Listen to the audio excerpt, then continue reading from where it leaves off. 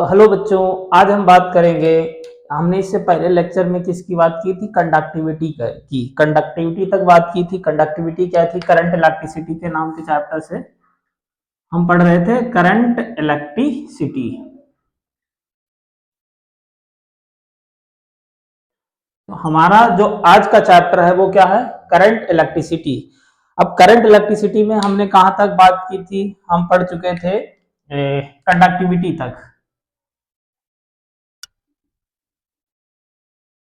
Conductivity जिसको हम sigma से रिप्रेजेंट करते हैं, और ये कितनी आई थी? सिग्मा इक्वल टू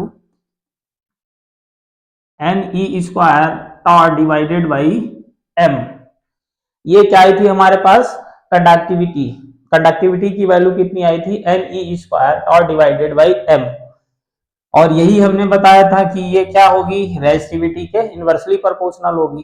तो रेजिस्टिविटी पढ़ने से पहले हम क्या पढ़ेंगे? रेजिस्टेंस पढ़ेंगे। ठीक है, तो यहां तक तो हमने बात की थी। अब अगर हम यहां से देखते हैं इसका टेम्परेचर पर क्या इफेक्ट पड़ेगा कंडक्टिविटी का, तो अगर हम टेम्परेचर बढ़ाते थे तो क्या होता था? थर्मल स्पीड बढ़ती थी। थर्मल स्पीड बढ़ती थी, मॉलिक्यूल क्या हो गए? फास्ट, जो चार्ज पार्टिकल है वो तेजी से मूव करने लगते थे, जिससे क्या होता था? रिलैक्सेशन टाइम डिक्रीज कर जाता था, मतलब टॉ डिक्रीज कर जाता था।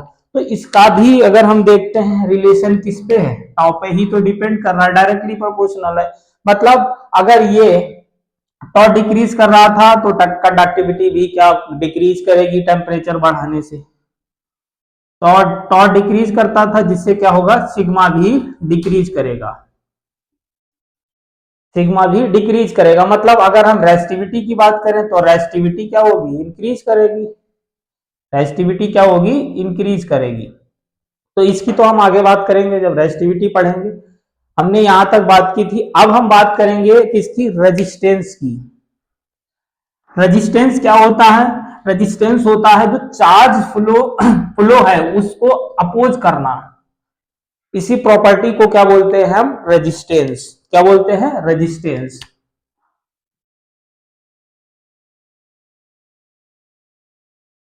रेजिस्टेंस को कैपिटल आर से रिप्रेजेंट किया जाता है। तो ये क्या होता है? It is the opposition offered by system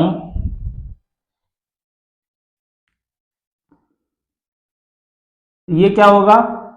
opposition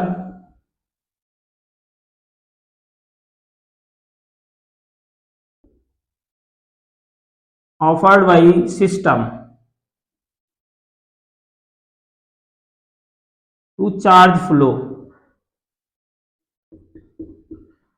charge flow को अपोज करना, that is resistance.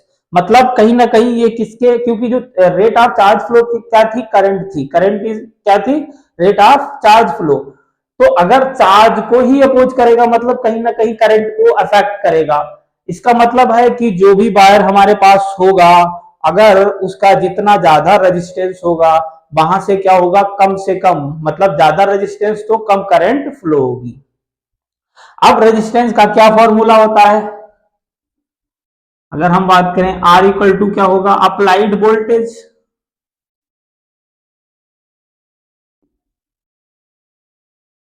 Applied voltage divided by resisting current. जो भी करंट रजिस्ट हो रही है, रजिस्टिंग करंट, ये क्या होता है? रेजिस्टेंस का फॉर्मूला। अब वोल्टेज को बी से रिप्रेजेंट किया जाता है, तो यहां से हमारे पास क्या आ जाता है? R equal to V divided by I. I current है, बी क्या है? वोल्टेज। ठीक है, अगर हम रेजिस्टेंस के यूनिट की बात करें तो ये किस टाइप की क्वांटिटी है? स्केलर क्वांटिटी है। मतलब यहां पर सिर्फ और सिर्फ मैग्नीट्यूड की बात करेंगे, नो डायरेक्शन। करंट भी हमने बात की थी, करंट भी कैसी क्वांटिटी थी? स्केलर क्वांटिटी थी। और ये भी कैसी होगी? स्केलर क्वांटिटी होगी। अगर हम इसके यूनिट की बात करते हैं तो जो रेजिस्टेंस की यूनिट होती है ओम। ये ओम है और ये इसका सिंबल होता है, तो इसकी यूनिट क्या होगी? ओम।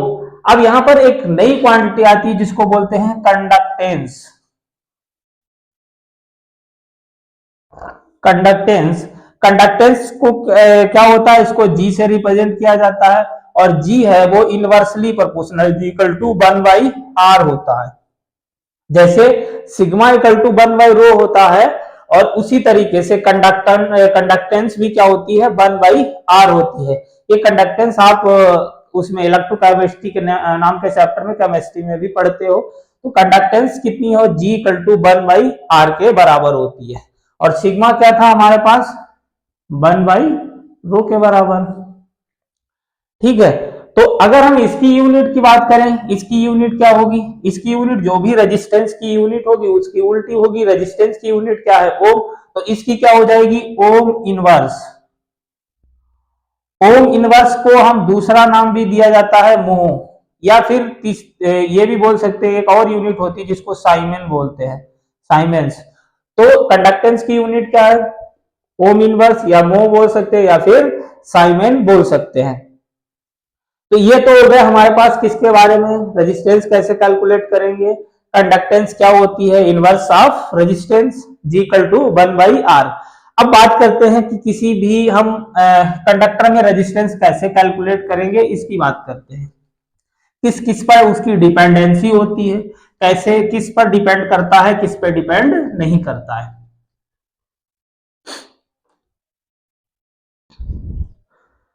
तो अगर हम बात करें किसी भी कंडक्टर में रेजिस्टेंस कैलकुलेट करने की, रेजिस्टेंस ऑफ ए कंडक्टर, तो हमारे पास मान लो कोई ये कंडक्टर है, ठीक, ये कंडक्टर यहां से क्या हो रहा होगा, करंट फ्लो हो रही होगी, इसका हम एरिया मान लेते हैं, क्रॉस सेक्शनल एरिया कितना, ए मान लेते हैं। अब इसको अगर हम किसी बैटरी से कनेक्ट कर देंगे तो क्या होगा, करंट फ्लो होने लगेगी। यहां तक तो हमने बात की थी कि किसी भी कंडक्टर को अगर हम बैटरी से कनेक्ट करते हैं तो क्या होता है, करंट फ्लो हो जाती है, और जब तक बैटरी से कनेक्ट नहीं करते हैं तब तक करंट 0 रहती है। अब हमने क्या पढ़ा था, हमने करंट का एक फॉर्मूला पढ़ा था, I = NEA/BD। क्या पढ़ा था, I = NEA/BD। यहां से BD = क्या आ जाएगा, I / NEA, क्या आ जाएगा, NEA। अब BD का फॉर्मूला क्या पढ़ा था हमने, BD = क्या था, E τ/m। BD के क्या पढ़ा था, E τ/m इंटू BYL, या फिर इलेक्ट्रिक फील्ड, इलेक्ट्रिक फील्ड को ही BYL, potential divided by length लिखते थे, I / NEA। यहां से हम अगर करंट को इधर लाते हैं तो यहां से क्या लिख सकते हैं, B / I, और बाकी जो क्वांटिटी है सब इधर ले जाती है, तो ये नीचे आ जाएगा, E τ क्या आ जाएगा नीचे, और एक E पहले से है तो NE² τ, और ये m इधर चला जाएगा तो क्या होगा, और l भी इधर चला जाएगा तो m / NE² τ, और इधर l / a। अब ये जो हमारे पास आया है, अगर हम बात करें किसकी, कंडक्टिविटी की, सिग्मा, सिग्मा का क्या फॉर्मूला था, NE² τ/m, ये क्या है, सिग्मा। और सिग्मा की बात करें, सिग्मा क्या किसके बराबर है, 1/ρ के बराबर, क्या है, 1/ρ के बराबर। तो यहां से हम क्या लिख सकते हैं, ρ = 1/σ, ρ = 1/σ। और ये जो क्वांटिटी m मतलब NE² τ/m, यही तो क्या है, सिग्मा मतलब कंडक्टिविटी है। तो इसको हम क्या लिख सकते हैं, 1/σ लिख सकते हैं इसको, इसको हमने क्या लिख दिया, 1/σ l / a, और 1/σ को क्या लिख सकते हैं हम, रो। तो और इसको potential divided by current, potential divided by current हम अभी बात कर चुके हैं, इसको क्या लिख सकते हैं, रेजिस्टेंस। तो अब हमारे पास जो रेजिस्टेंस का फॉर्मूला आ गया, R = ρl / a, R = ρl / a। रो क्या होगी, उसके मटेरियल की प्रॉपर्टी होगी, इसको बोलते हैं हम रेसिस्टिविटी, रो को क्या बोलते हैं, resistivity. L length of conductor, A cross sectional area of conductor. तो ये जो रेजिस्टेंस का हमारे पास फॉर्मूला आया है, R = ρl / a। अब हम यहां पर बात करते हैं, जो हमारे पास नई क्वांटिटी आई है जिसको क्या बोलते हैं, रेसिस्टिविटी, इसकी बात करते हैं।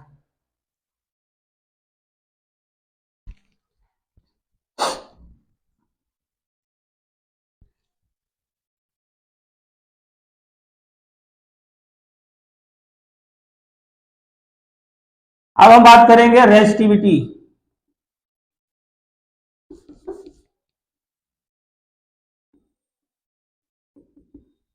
ये क्या है, रो।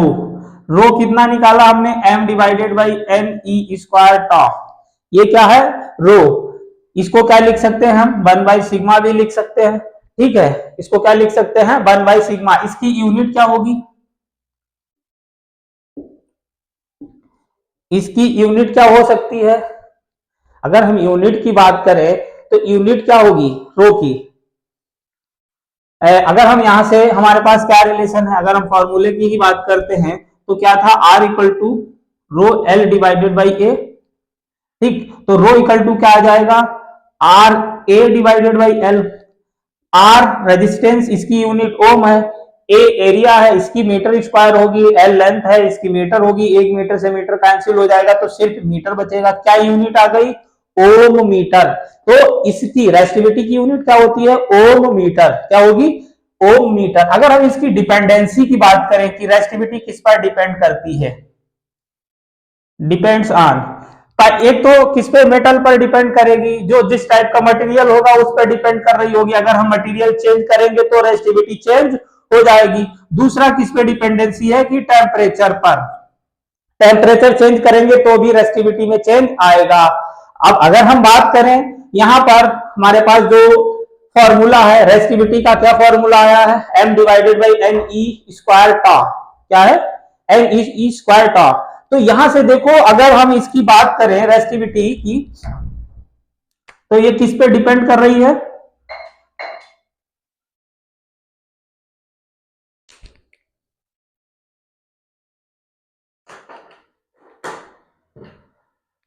तो अगर हम देखते हैं रो की डिपेंडेंसी, एक तो मेटल पर डिपेंड करेगी, किस टाइप का मटेरियल बना हुआ है, और दूसरा किस पे डिपेंड करेगा, टेम्परेचर पर। तो टेम्परेचर पर क्या इफेक्ट होगा इसका, अगर हम देखते हैं तो ये क्या है, देखो इसका इनवर्सली प्रोपोर्शनल है। रो जो रेजिस्टिविटी है रिलैक्सेशन टाइम के इनवर्सली प्रोपोर्शनल है।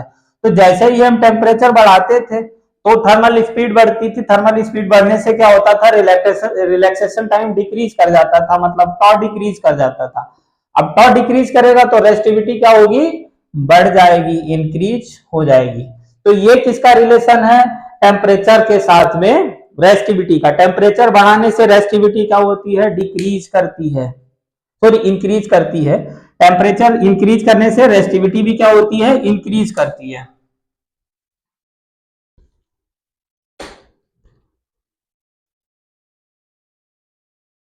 तो ये बात हो गई हमारे पास रेजिस्टिविटी की। अब अगर जैसे कि हम एग्जांपल की बात करें, कोई हमारे पास कंडक्टर है, ठीक है, जिसका क्रॉस सेक्शनल एरिया कैसा है, नॉन यूनिफॉर्म है।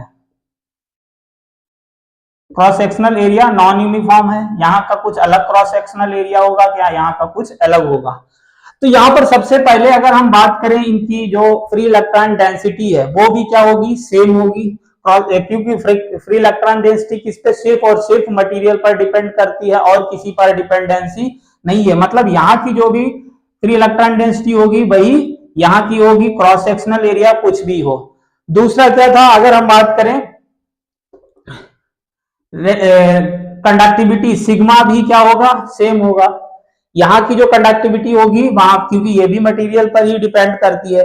दूसरे बात करें हम रेजिस्टिविटी की, तो रेजिस्टिविटी भी क्या होगी, क्योंकि टेम्परेचर जब तक नहीं चेंज करेंगे तो इसमें भी चेंज होने वाला नहीं, तो टेम्परेचर तो दोनों जगह का सेम होगा। तो टेम्परेचर सेम होगा तो कंडक्टिविटी भी सेम होगी, रेजिस्टिविटी भी सेम होगी। उसके बाद अगर हम बात करें करंट की, तो करंट मतलब कंडक्टर के अंदर क्या होता है, करंट भी सेम होती है। क्या होगी, ये भी सेम होगी, मतलब इन दोनों की जगह करंट भी सेम होगी। तो यहां पर देखो क्या हुआ, कंडक्टिविटी भी सेम, रेजिस्टिविटी से भी सेम, और करंट भी सेम। अब अगर हम बात करते हैं ड्रिफ्ट वेलोसिटी की, बीडी, बीडी क्या होगा, अलग अलग होगा, सेम होगा। उसकी बात करें तो drift velocity VD equal to क्या है, E tau divided by M into क्या है, ई। ठीक है, तो इसकी बात करें बीडी की, और दूसरा फॉर्मूला था हमारे पास ड्रिफ्ट वेलोसिटी का, आई डिवाइडेड बाई एन ई ए। दूसरा क्या था, I divided by n E A.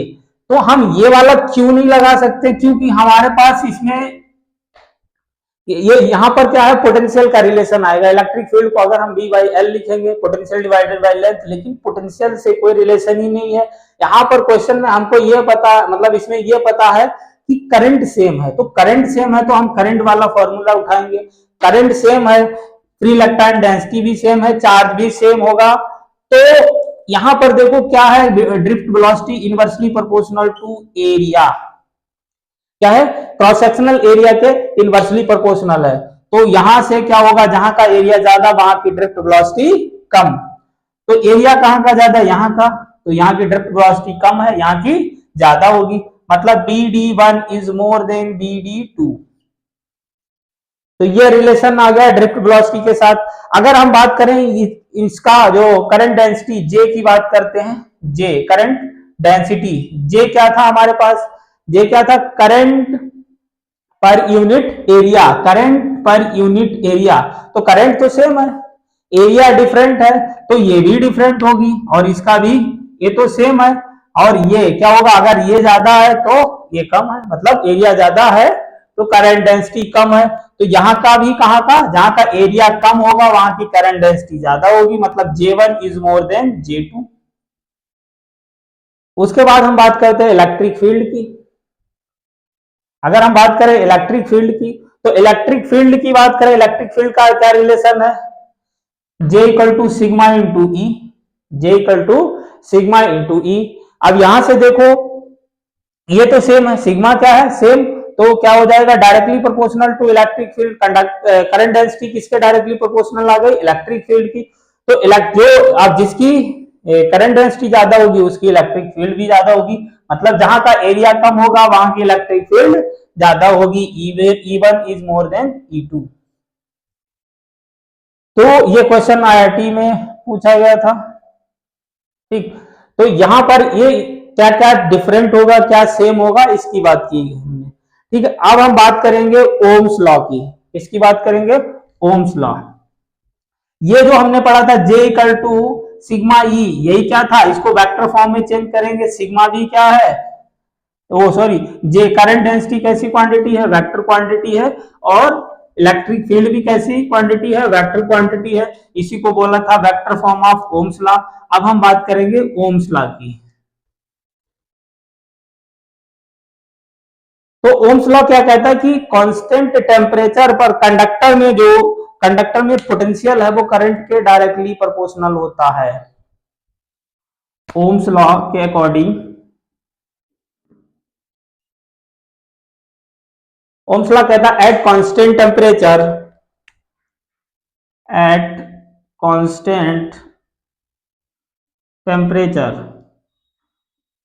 In conductor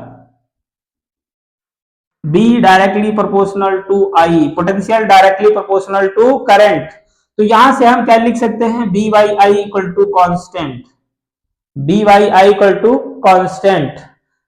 तो ये क्या है, ओम्स लॉ है, मतलब इसी को हम क्या लिख सकते हैं, रेजिस्टेंस।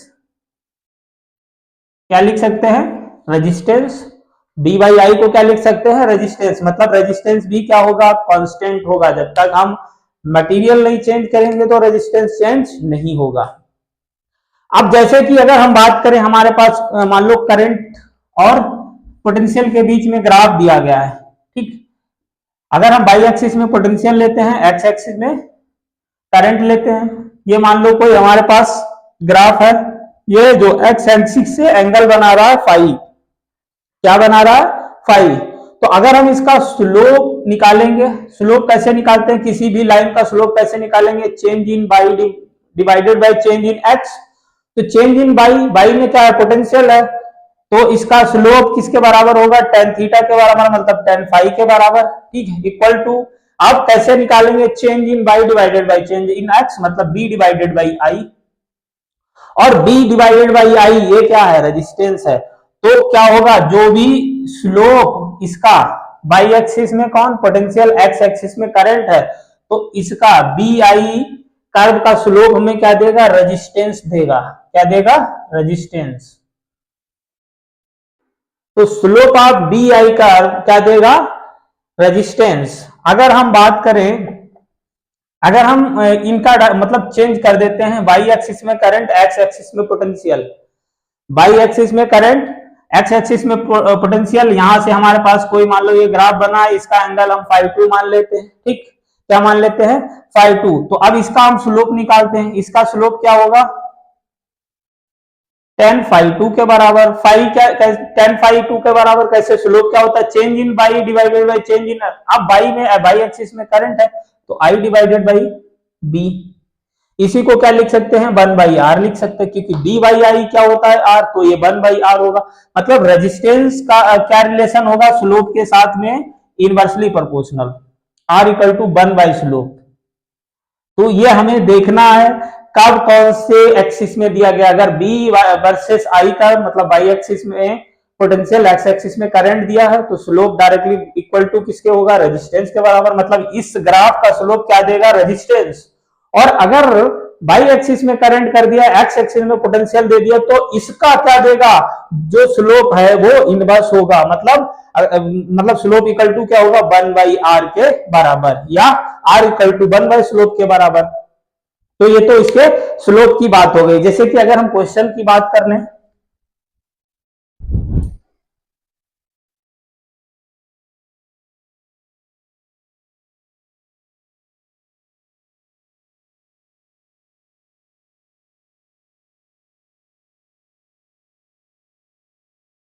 जैसे कि अगर मान लो हमें हमारे पास एग्जांपल दिया गया है, ये एक बी आई कर्व है, ठीक, ये एंगल 30 डिग्री बना रहा है, कितना, 30 डिग्री।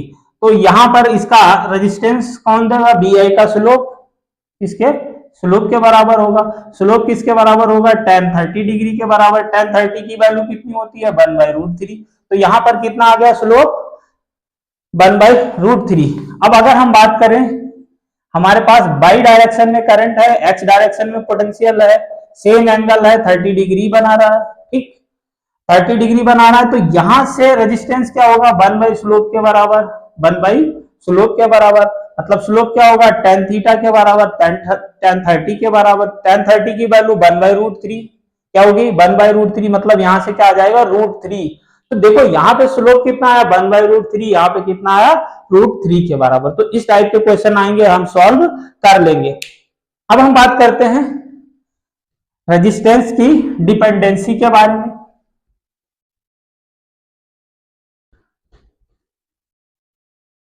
तो अगर हम बात करें dependency of conductor in resistance, तो कंडक्टर रेजिस्टेंस पे कैसे डिपेंड करता है, dependency of resistance in conductor, क्या डिपेंडेंसी है, अगर हम इसकी बात करते हैं तो हमारे पास जो रिलेशन निकल के आया रेजिस्टेंस का, R equal to rho L divided by A, ये हमारे पास क्या है, बेसिक फॉर्मूला है। अगर हम यहां पर बात करते हैं, यहां पर अगर हम पहले बात करें, मान लो हम इस फॉर्मूले में लेंथ से ऊपर नीचे मल्टीप्लाई कर दें, क्या कर दें, R equal to rho L divided by A, यहां भी लेंथ से मल्टीप्लाई कर दिया, यहाँ पे लेंथ से मल्टीप्लाई कर दिया, तो L इंटू एल क्या हो जाएगा, L square, rho L square, area into length क्या होता है, वॉल्यूम होता है, तो इसकी जगह हम वॉल्यूम लिख सकते हैं। तो हमारे पास एक रिलेशन ये आ गया। दूसरा हम क्या कर सकते हैं कि हम अब एरिया से ऊपर नीचे मल्टीप्लाई कर दें, रो L divided by A, area से अगर ऊपर नीचे मल्टीप्लाई कर दे तो एरिया इंटू एरिया स्क्वायर हो जाएगा, ऊपर लेंथ इंटू एरिया, ये क्या है, लेंथ इंटू एरिया, तो ये क्या हो जाएगा, ये वॉल्यूम हो जाएगा। अब क्या ऊपर वॉल्यूम हो जाएगा, वॉल्यूम क्या हो जाएगा, volume divided by A square, ठीक। अब ये कैसे, किस पे डिपेंडेंसी है, कब क्या कांस्टेंट है, उसके अकॉर्डिंग हम फॉर्मूला अप्लाई करेंगे। जैसे कि क्वेश्चन में अगर कह रहा है कि कोई भी कंडक्टर है, उसका वॉल्यूम कांस्टेंट है, तो वॉल्यूम कांस्टेंट है, लेंथ चेंज कर रहे हैं, तो रेजिस्टेंस किसके डायरेक्टली प्रोपोर्शनल हो जाएगा, एल स्क्वायर के, किसके डायरेक्टली प्रोपोर्शनल हो जाएगा, एल स्क्वायर का। अगर क्वेश्चन कह रहा है कि वॉल्यूम कांस्टेंट है लेकिन क्या चेंज कर रहे हैं, एरिया चेंज कर रहे हैं, वॉल्यूम कांस्टेंट है लेकिन एरिया चेंज कर रहे हैं, तो रेजिस्टेंस एरिया के स्क्वायर के इनवर्सली प्रोपोर्शनल हो जाएगा। तो अब हम क्वेश्चन की बात करेंगे, अभी कब क्या कैसे चेंज होगा इसकी बात करेंगे।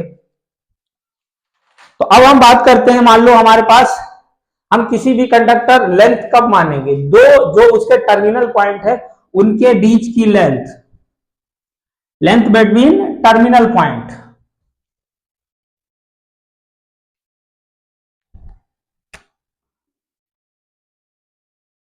लेंथ एल, ये क्या होगा, सेपरेशन बिटवीन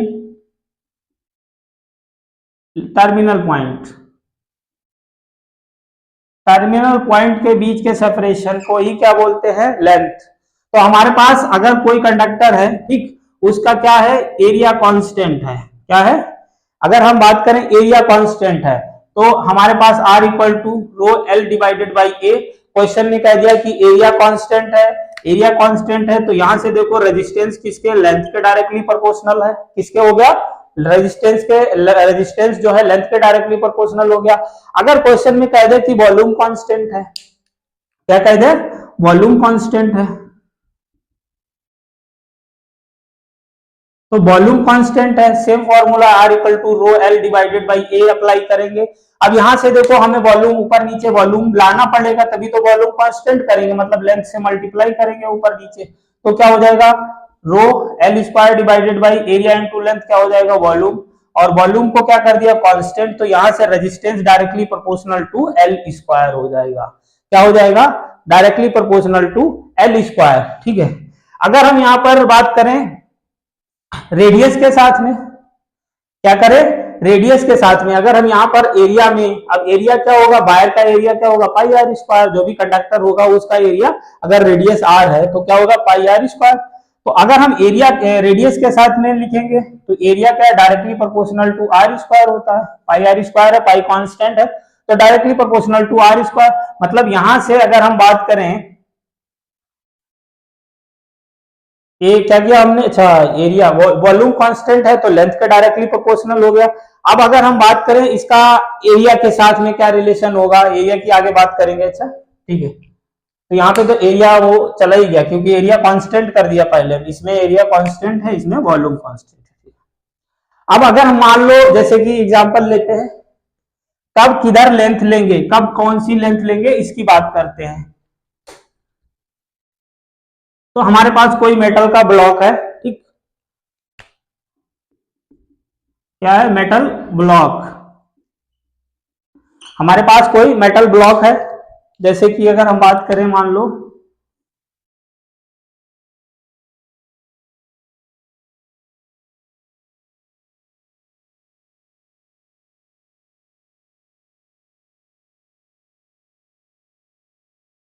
तो ये कोई मेटल का ब्लॉक है, ठीक है। अब अगर हम मान लो ये टर्मिनल पॉइंट है, ठीक, ऐसे टर्मिनल पॉइंट है, अब कब लेंथ लेंगे, ये मान लो इसकी लेंथ को हम क्या मान लेते हैं, एल लेंथ है, ठीक, इसकी लेंथ को क्या मान लिया हमने, एल मान लिया, या हम कोई वैल्यू मान लेते हैं, चलो इसको क्या मान लेते हैं, 100 सेंटीमीटर, इधर मान लेते हैं ये जो इसकी साइड है 1 सेंटीमीटर, ये भी कितनी है, 1 सेंटीमीटर। अब इसकी डिपेंडेंसी कैसे होगी, जैसे कि अगर हमसे पूछा जाए ये जो स्क्वायर पार्ट है, स्क्वायर, इसका रेजिस्टेंस निकालना हो, ठीक है, तो रेजिस्टेंस ऑफ स्क्वायर, अब हमारे पास फॉर्मूला क्या है, R equal to rho L divided by A. तो जब भी हम क्या करेंगे, इसका जैसे ये स्क्वायर है तो ये वाले ये टर्मिनल पॉइंट हो जाएंगे, इसके लिए टर्मिनल पॉइंट क्या होंगे, ये, तो हमें इसकी लेंथ लेनी पड़ेगी, मतलब ये, आप स्क्वायर, स्क्वायर का मतलब ये वाला पार्ट जो ये स्क्वायर दिख रहा है, ऐसे इधर एक स्क्वायर होगा, तो स्क्वायर का अगर हमें रेजिस्टेंस निकालना है तो कौन सी से लेंथ लेंगे, ये वाली, ये टर्मिनल पॉइंट है, मतलब टर्मिनल पॉइंट के बीच की डिस्टेंस, तो वो कितनी है, 100 सेंटीमीटर, रो 100, एरिया, एरिया कैसे निकालेंगे, अब इसका अगर हम एरिया की बात करते हैं तो एरिया कितनी कैसे निकालेंगे, इसका स्क्वायर का एरिया, इस साइड का स्क्वायर, इसका स्क्वायर, इसका इंटू इसका मल्टीप्लाई कर देंगे, मतलब 1 सेंटीमीटर इंटू 1 सेंटीमीटर, भाई स्क्वायर का एरिया तो हम ऐसे ही निकालते हैं, साइड का स्क्वायर। अब अगर हम बात करें ये जो इस टाइप का रेक्टेंगल दिख रहा है, अगर हम इस रेक्टेंगल का एरिया रेजिस्टेंस निकालना चाह रहे हैं, रेक्टेंगल, तो सेम फॉर्मूला है। अब अगर हम रेक्टेंगल का निकालना चाह रहे हैं तो ये टर्मिनल पॉइंट होंगे, क्या होंगे, ये टर्मिनल पॉइंट होंगे। अब ये टर्मिनल पॉइंट होंगे तो इनके बीच की डिस्टेंस क्या होगी, लेंथ। तो अब लेंथ कितनी होगी, 1 सेंटीमीटर, रो इंटू 1 सेंटीमीटर।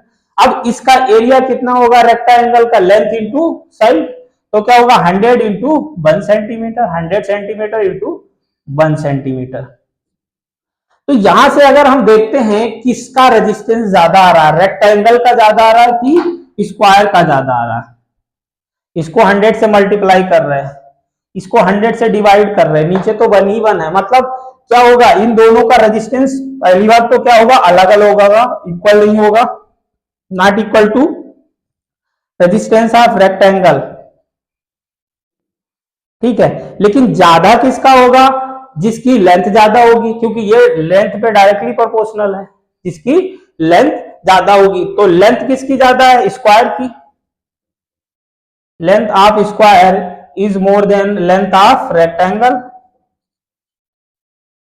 तो जिसका लेंथ ज्यादा होगा उसका एरिया ज्यादा, सॉरी रेजिस्टेंस ज्यादा होगा, तो resistance of square is more than resistance of rectangle. तो ये किसकी बात हो गई, इनके रेजिस्टेंस के साथ कैसे कैलकुलेट करेंगे किसका रेजिस्टेंस ज्यादा होगा। जैसे कि अगर हम एग्जांपल लेते हैं,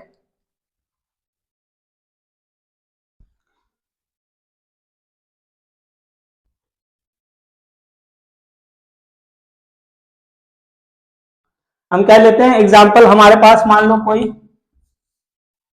एक प्लेट टाइप का स्ट्रक्चर है,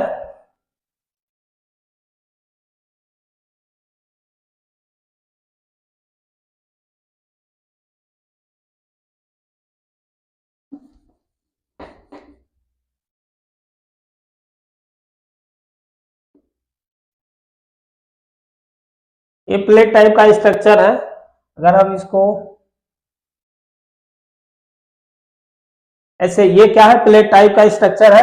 इधर मान लो हम क्या मानते हैं, ये पी पॉइंट मान लेते हैं, ये क्यू पॉइंट मान लेते हैं, इधर ए पॉइंट मान लेते हैं, इधर बी पॉइंट मान लेते हैं, और इसके ऊपर जस्ट ऐसे, और एक नीचे, तो इसको हम कुछ अलग एक्स और वाई मान लेते हैं, क्या मान लेते हैं, एक्स और वाई, ठीक है।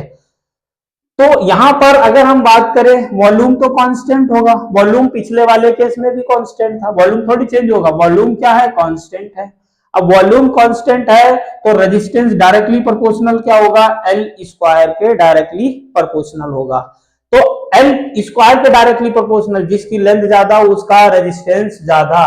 तो लेंथ देखो किसकी ज्यादा होगी, अगर हम बात करें किन टर्मिनल पॉइंट की ज्यादा होगी, पी क्यू की या ए बी की या फिर एक्स वाई की। सबसे ज्यादा लेंथ किसकी है, पी क्यू की, सबसे ज्यादा लेंथ पी क्यू की है, तो length of P Q is more then. उसके बाद क्या होगी, ए बी के बीच की लेंथ, और उसके बाद में क्या होगी, एक्स और वाई के बीच की लेंथ। तो जिसके टर्मिनल पॉइंट के बीच की लेंथ ज्यादा है तो उसके अबाउट रेजिस्टेंस, मतलब resistance of P Q is more than resistance of A B is more than resistance of X Y, X और बाई के बीच का रेजिस्टेंस सबसे कम होगा। तो इस तरीके से हम रेजिस्टेंस को कंपेयर करेंगे। अब इसी पर बेस्ड क्वेश्चन आया है नीट में,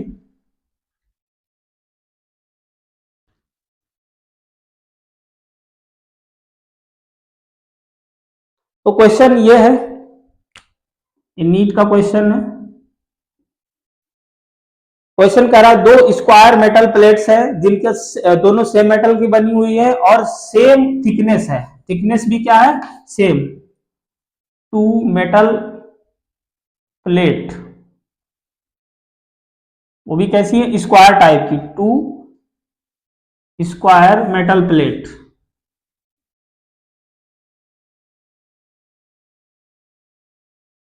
तो स्क्वायर मेटल प्लेट है और कैसी है, सेम मेटल की है, और थिकनेस भी क्या है, सेम है, सेम थिकनेस, थिकनेस भी क्या है, सेम। तो इस टाइप का कुछ ये दिया गया है, एक स्क्वायर मेटल प्लेट है।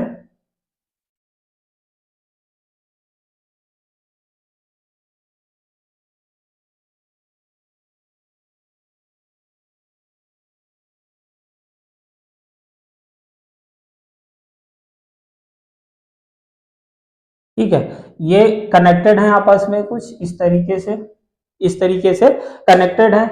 ये दोनों की जो रेजिस्टिविटी है सेम मेटल की है, मतलब रेजिस्टिविटी सेम होगी। इसकी भी रेजिस्टिविटी रो है, इसकी भी रेजिस्टिविटी रो है। इसको हम 1 मानते हैं, इसको 2 मानते हैं। ठीक है, अब इनकी जो साइड है क्या a के बराबर, इसकी जो ये साइड है 2a के बराबर, लेकिन थिकनेस सेम है t के बराबर। थिकनेस क्या मान लेते हैं, t के बराबर। ठीक, थिकनेस क्या है, सेम है। तो अगर हम यहां से इनका रेजिस्टेंस की बात करें, इसका रेजिस्टेंस R1 रो, रो तो सेम है। L, इसके लिए आप क्या लेंगे, लेंथ। इसके लिए लेंथ क्या लेंगे, कौन सी, जो इसकी ये साइड है, ये वाली टर्मिनल पॉइंट के बीच की, a डिवाइडेड बाई थिकनेस। अब इसका एरिया कैसे निकालेंगे, a इंटू टी, क्या होगा, a इंटू टी। इसका रेजिस्टेंस हम R2 मानते हैं। ठीक है, क्या मानते हैं, R2 मानते हैं, रेजिस्टिविटी सेम है। अब इसकी ये साइड लेंथ कितनी है, 2a के बराबर, एरिया कितना होगा, 2a इंटू टी।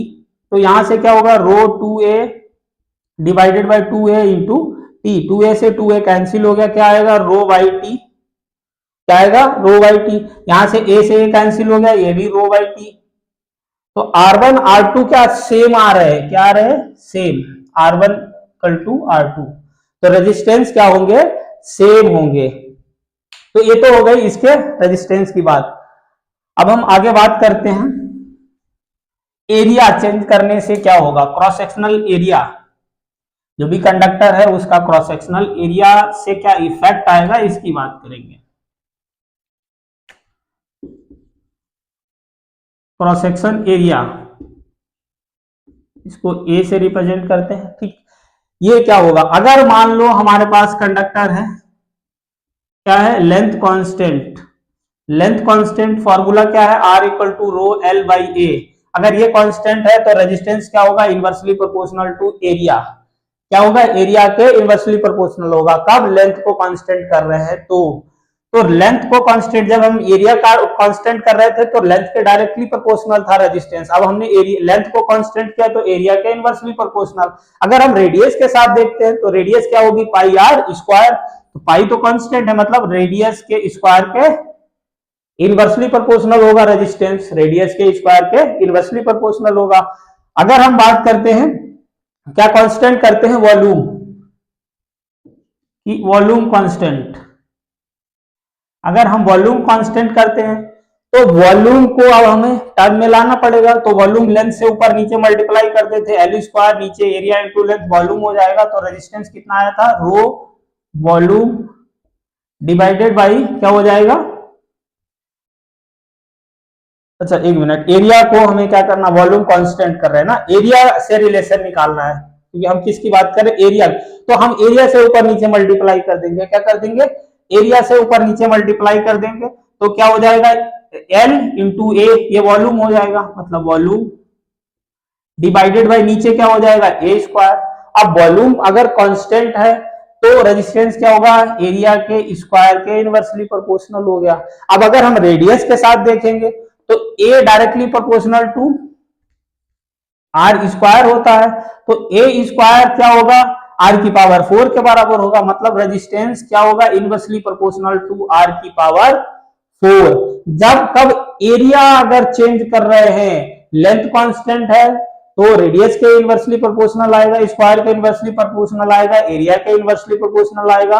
और जब वॉल्यूम कांस्टेंट करेंगे, एरिया चेंज कर रहे हैं, तो फिर एरिया के स्क्वायर के इनवर्सली प्रोपोर्शनल रेजिस्टेंस आएगा और रेडियस के आर की पावर 4 के इनवर्सली प्रोपोर्शनल आएगा।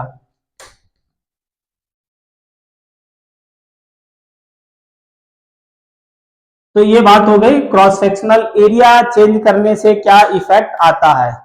तो क्रॉस सेक्शनल एरिया से अगर हम चेंज कर रहे हैं, लेंथ कांस्टेंट है तो किसके डायरेक्ट एरिया के इनवर्सली प्रोपोर्शनल आएगा और रेडियस के स्क्वायर के इनवर्सली प्रोपोर्शनल। अगर वॉल्यूम कांस्टेंट कर रहे हैं, एरिया चेंज कर रहे हैं, तो एरिया के स्क्वायर के इनवर्सली प्रोपोर्शनल रेजिस्टेंस आएगा और रेडियस के r की पावर 4 के इनवर्सली प्रोपोर्शनल आएगा। अब हम बात करते हैं कि कब हम वॉल्यूम को कांस्टेंट लेंगे, कब हमें क्वेश्चन में वॉल्यूम कांस्टेंट मानना है। तो क्वेश्चन में क्या क्या कहे, अगर क्वेश्चन में कह रहा है कि मेल्ट कर रहे हैं तब भी वॉल्यूम कांस्टेंट, ठीक है, बेंड कर रहे हैं तब भी, मतलब मेल्टिंग की बात करें तब भी वॉल्यूम कांस्टेंट, बेंड कर रहे हैं तब भी क्या होगा, वॉल्यूम चेंज नहीं होगा, स्ट्रेच कर रहे हैं तब भी क्या होगा, वॉल्यूम कांस्टेंट रहेगा, कंप्रेस करेंगे तब भी क्या रहेगा, वॉल्यूम कांस्टेंट रहेगा। और अगर हम बात करें कंप्रेस कर रहे हैं या फिर मोल्ड कर रहे हैं, क्या कर रहे हैं, मोल्ड कर रहे हैं या फिर फोल्ड कर रहे हैं, तो मोल्डिंग करेंगे तब भी वॉल्यूम कांस्टेंट रहेगा, या फिर फोल्ड करें, फोल्डिंग करेंगे तब भी क्या होगा, वॉल्यूम कांस्टेंट रहेगा। तो इन केस में हमें क्या करना है, वॉल्यूम को कांस्टेंट रखना है, ठीक है। अब हम बात करते हैं कि कब कैसे क्वेश्चन सॉल्व करेंगे, इसकी बात करते हैं। तो जैसे कि हमारे पास एग्जांपल है, मान लो अगर हम एग्जांपल लेते हैं, कोई रेजिस्टेंस है, कोई बार है जिसका रेजिस्टेंस आर के बराबर है, resistance of wire equal to capital R, किसके बराबर है, कैपिटल आर के बराबर है। तो हमें इसका रेजिस्टेंस निकालना है, फाइंड इट्स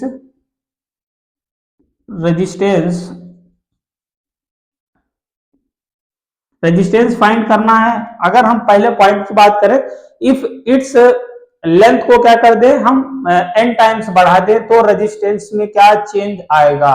अगर हम इसकी जो वायर है इसकी लेंथ को कितना बढ़ा दे, n times, if its length becomes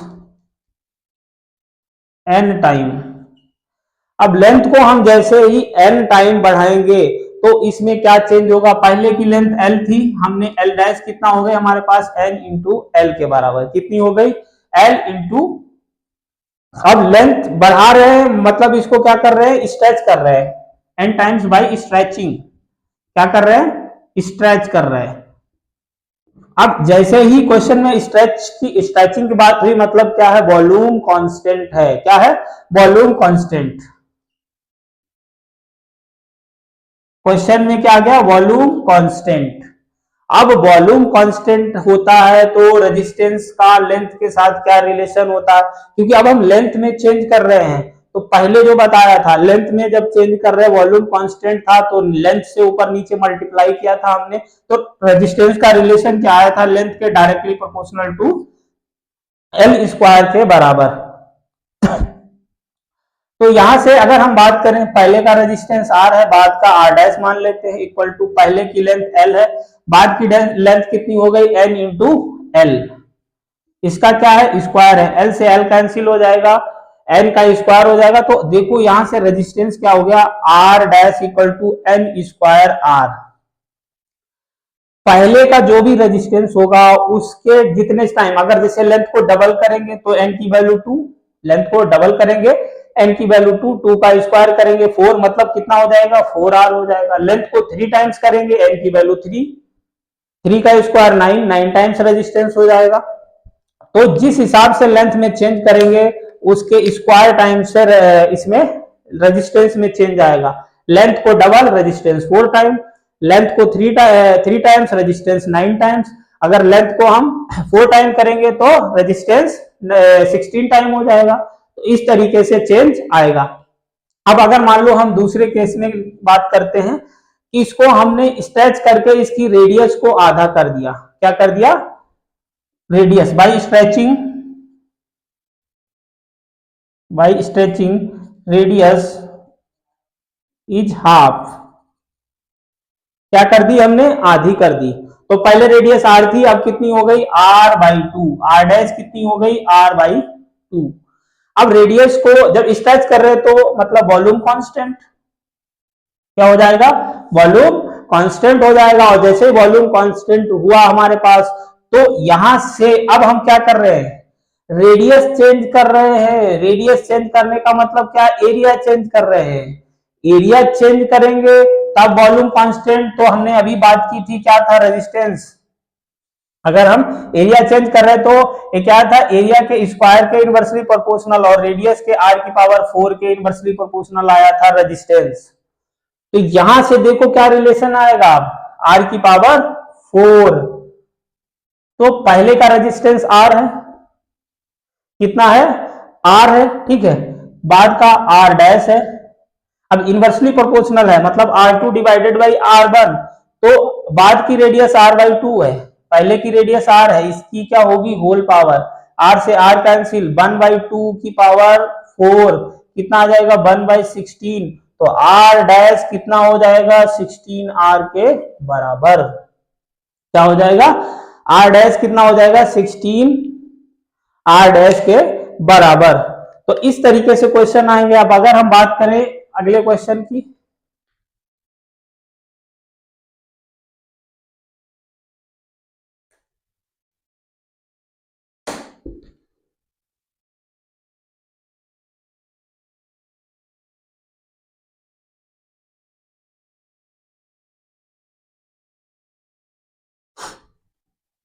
अगर हम बात करें जैसे कि हमारे पास अगर हम परसेंटेज वाइज रजिस्टर लेंथ में चेंज करें या एरिया में चेंज करें तो क्या रेजिस्टेंस में चेंज आएगा। एग्जांपल है बाई स्ट्रेचिंग, क्या कर रहे हैं, स्ट्रेच कर रहे हैं वायर को जिसकी लेंथ हमने स्ट्रेच करके 50% इंक्रीज कर दी। By stretching a wire length 50% increase, क्या हो रही है 50% इंक्रीज हो रही है, तो हमें बताना है इसके रेजिस्टेंस में percentage change, then find percentage change in resistance, क्या निकालना है रेजिस्टेंस में परसेंटेज चेंज। तो पहले की लेंथ L थी, अब बाद की क्या होगी 50% इंक्रीज करने का मतलब 0.5 इंक्रीज कर दी, पहले L थी अब कितनी हो 0.5 और L इंक्रीज की कितनी हो गई 1.5L। तो L की वैल्यू कितनी दिख रही है यहां से 1.5, यहां से N कितना आ गया 1.5। अब हम वही फॉर्मूला R इक्वल टू मतलब बाद का रेजिस्टेंस, पहले का रेजिस्टेंस कितना है R मान लेते हैं, बाद का हम R डैश, तो R डैश इक्वल टू कितना आएगा N स्क्वायर R के बराबर, N की वैल्यू 1.5, 1.5 का स्क्वायर कितना होगा 2.25। तो अब रेजिस्टेंस कितना हो गया, जब अगर हमने उसकी लेंथ 50% इंक्रीज कर दी तो रेजिस्टेंस हो गया 2.25 R के बराबर। परसेंटेज चेंज, फ्रैक्शनल चेंज कैसे निकालते हैं, final resistance minus initial divided by initial, तो फाइनल रेजिस्टेंस कितना आया 2.25 R माइनस इनिशियल R है डिवाइडेड बाई इनिशियल R। अगर हम इसको 100 से मल्टीप्लाई कर देंगे तो ये परसेंटेज में चेंज हो कन्वर्ट हो जाएगा, 2.25 R माइनस R कितना बचेगा 1.25 R divided by R, R से R कैंसिल इनटू 100 कितना आ जाएगा 125%। तो रेजिस्टेंस में कितना चेंज होगा 125%। तो इस तरीके से अगर हम लेंथ में परसेंटेज में इंक्रीजमेंट करते हैं तो इस तरीके से रेजिस्टेंस में चेंज आएगा।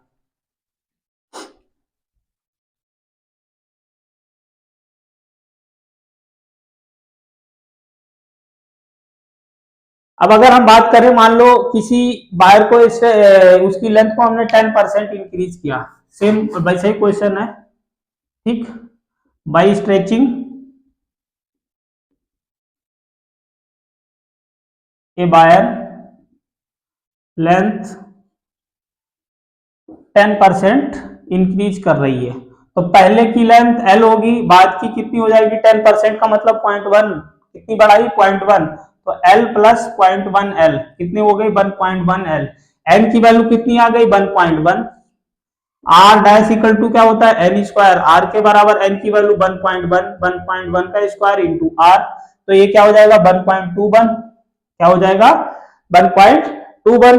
अब यहां पर अगर हमें परसेंटेज चेंज इन रेजिस्टेंस में निकालना है तो सेम वही final resistance minus initial resistance divided by initial resistance, 1.21 r minus r divided by r into 100, तो ये कितना बचेगा 1.21 r माइनस r मतलब 0.21 r डिवाइडेड बाई r से r कैंसिल इंटू 100, कितना आ गया 21% रेजिस्टेंस में चेंज आएगा अगर लेंथ में कितना 10% चेंज करते हैं। ठीक, अब हम बात करें, ये तो क्या था मोर देन 5% चेंज अगर कर रहे हैं तो हम इस कॉन्सेप्ट से निकालेंगे, लेकिन अगर इक्वल टू अप टू कितना 5% या 5% से कम परसेंटेज चेंज कर रहे हैं तो रेजिस्टेंस में चेंज क्या आएगा, एरिया में चेंज करने से या लेंथ में चेंज करने से क्या चेंज आएगा।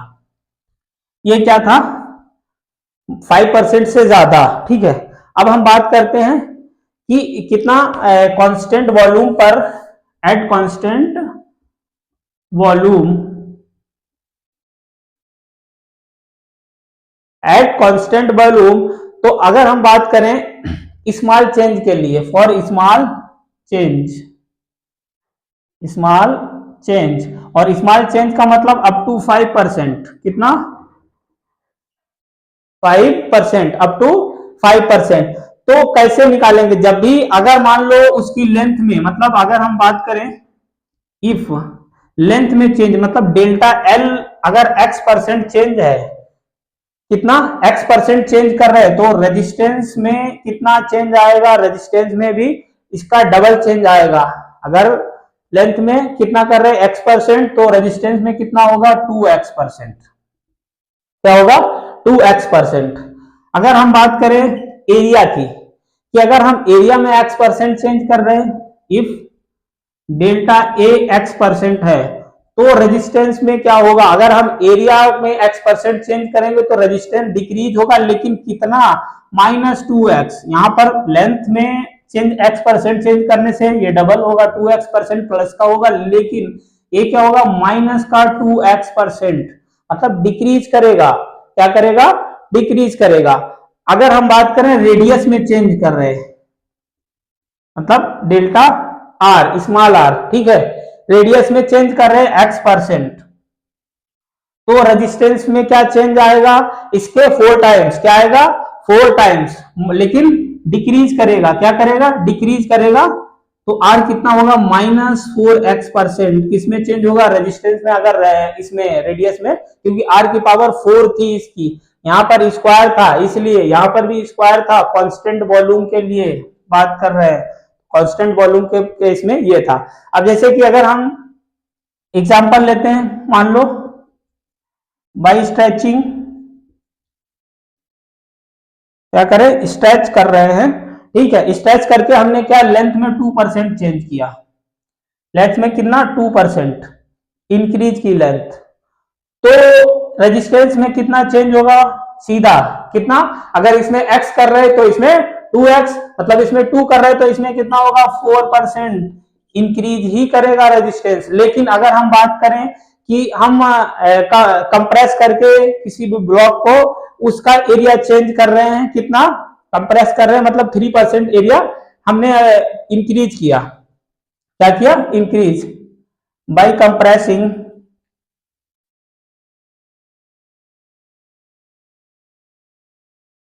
डेल्टा ए कितना 3%, तो रेजिस्टेंस कितना होगा डिक्रीज करेगा इसका डबल, ए में x कर रहे तो इसमें 2x होगा, अब माइनस साइन बता रहा है डिक्रीज कर रहा है, तो हम क्या करेंगे यहाँ पर 6% डिक्रीजिंग, क्या होगा रेजिस्टेंस 6% पहले के कंपैरिजन में डिक्रीज कर जाएगा। तो इस टाइप के क्वेश्चन आएंगे, मतलब ऐसे हम सॉल्व करेंगे।